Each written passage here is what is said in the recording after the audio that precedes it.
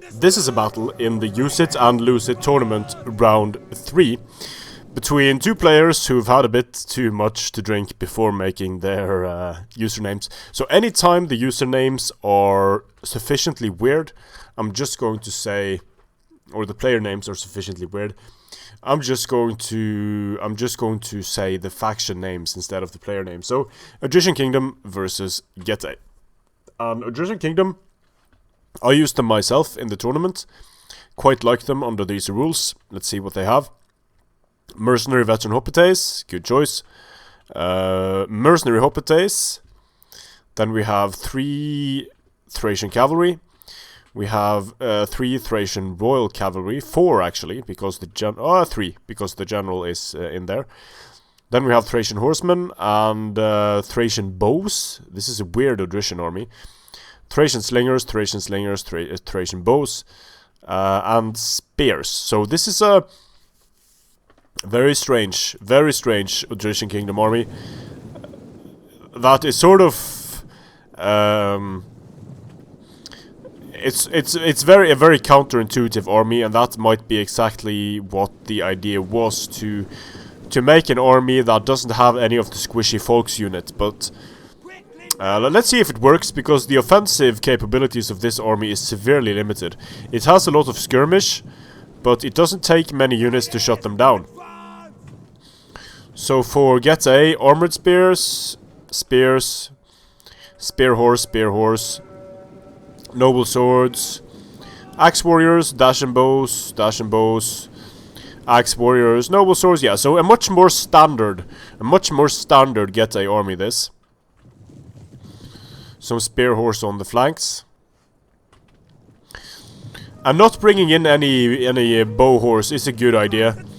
Oh, hitting charge speed, managing to hit the Thracian Cavalry. But if the Thracian Cavalry is microed well, they could be able to kill some Spear Horse here. So this Spear Horse needs to get away, needs to get behind the safety of its own skirmishers. Because yeah, it's taking a lot of fire.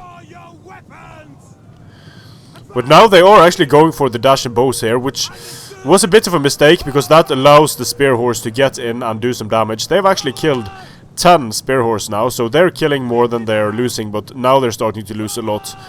Riding straight into Javelins, not going to be a good time.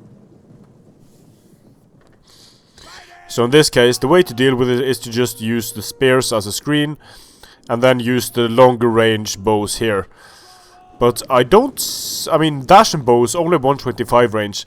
Dash and heavy bows are a much superior unit. Now, of course, anytime you have a skirmish army, like this army, you're going to want to kill as much of the enemy cavalry as possible, because that will allow you to use the skirmish to maximum effect against the enemy. So getting these Spear Horse off the field could be very important. That frees the cavalry to be used against the infantry, and it allows the skirmishers free reign of the battlefield. And these Spear Horse are continuing to chase after the Thracian cavalry.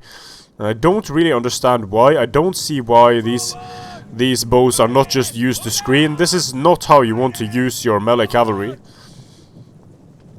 This is playing to the strengths of the skirmish cavalry, trying to chase them down with heavy melee cavalry.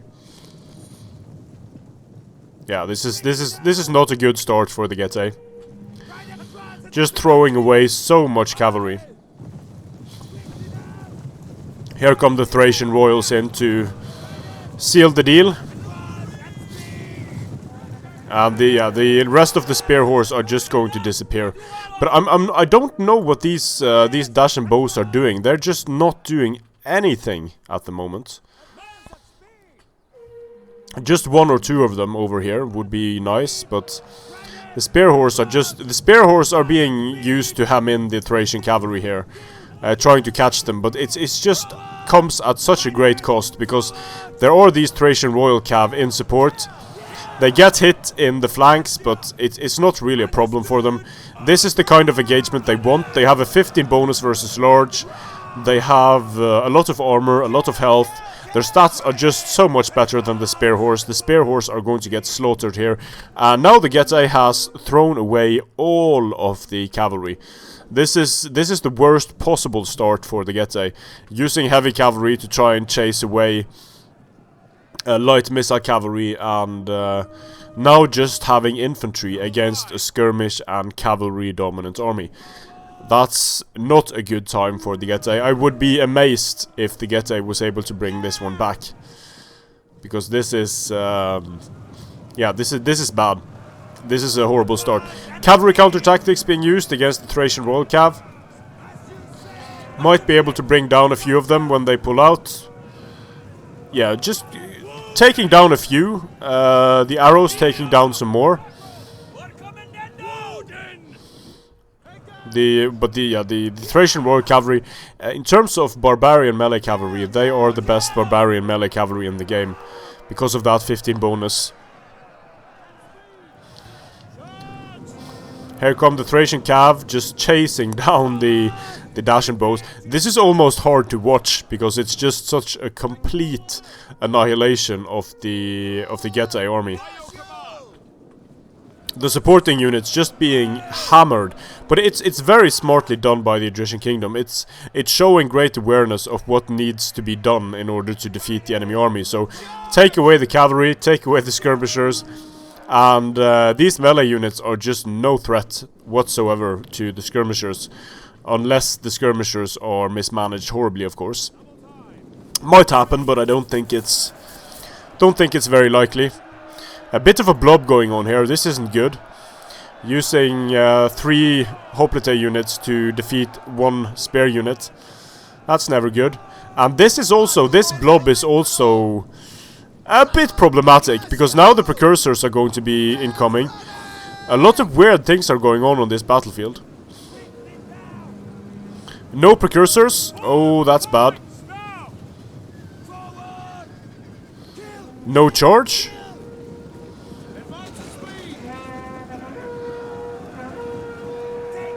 Okay, some strange things are going on in this battle. I'm not sure what's what's going on here. Thracian Royal Cavalry running down the Dacian bows, and these Hoplites being sacrificed just to allow the skirmishers to escape. See, the Thracian Cav has done experience on them already, so they've done a great job. Thracian Royal Cav charging mercenary axe in the rear. Enemy general gets intimidated from Getae, so he won't be able to use abilities. Another Thracian Royal Cav coming in here in the back of the noble swords. Mercenary Axe Warriors. Mercenary Hoplites are a very good unit. So just blobbing up the Mercenary Hoplites here in phalanx against the Axe Warriors and the Noble Swords. The rest of the Dacian bows just get gangbanged by Thracian Royal Cav. Pushing really, really hard against the skirmishers, but it's just going to stop them firing for a bit, while the rest of the army just gets picked apart, like here. Mercenary Axe Warriors just doing nothing. Mercenary Veteran Hoplites getting a good charge here against the Noble Swords. So many units, just, and also being able to take out the enemy general here. Noble being feared, he's not going to rout from that alone, but losing decisively and being attacked in the rear, he might break at 60 plus men remaining, which is very, very useful. If the general can be put off the field at this point, then a fear has worn off, so he might be fine. He has very good morale. Let's see, exhausted because they used headhunt.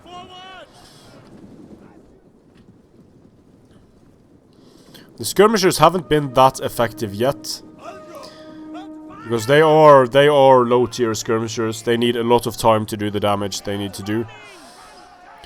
Mercenary axe warriors just standing around, allowing a unit of mercenary hoplites to get into their flanks.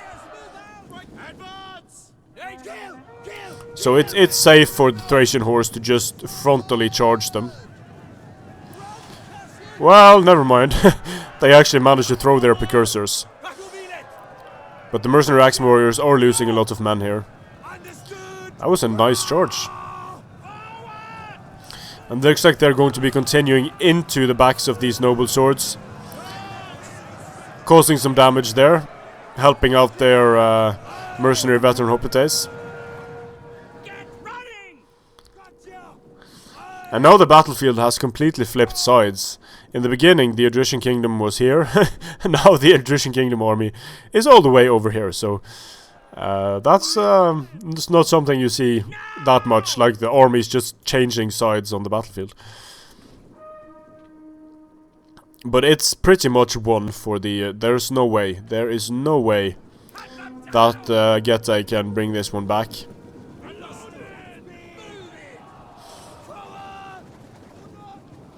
Noble swords being shot to pieces, being attacked in the rear.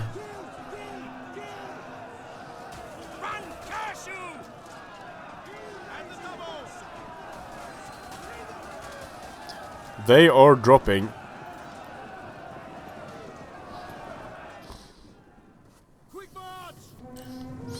And on the rest of the battlefield, it's not looking much better. Thracian Royal Cav just riding down the spears. 200 kills on them.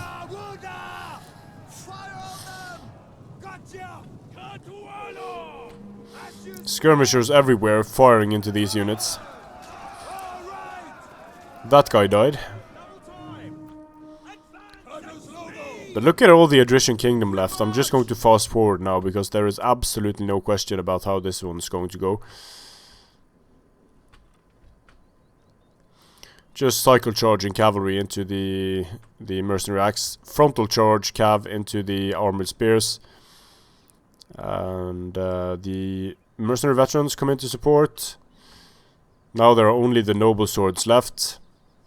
They are exhausted, being charged by both hoplites and Thracian Royal Cav in the back. So that's a nice way of dealing with them, and army losses takes care of the rest of the noble swords, should anyway. And look at all of the Odrysian kingdom left on the battlefield here. There's a lot left. And there we go, the noble swords off the field. So AK, he said he could be called AK, I believe it was, instead of this weird ass name, reincarnationated. What the hell? And then we have Jmbusines. But yeah, I mean, look at the kills. Everything does a very good job here. It's kind of an unexpected Odrysian kingdom army, while the Getae army is more of a standard Getae army. But losing the cavalry was very, very... that early on was devastating against this amount of skirmishers. But even the mercenary, even the hoplites did a very good job. Certainly did better than the noble swords, and that of course because they were well supported. So a very nicely done battle by the Odrysian kingdom. This was the first one, so let's see what happens in game number 2. Strength and honor.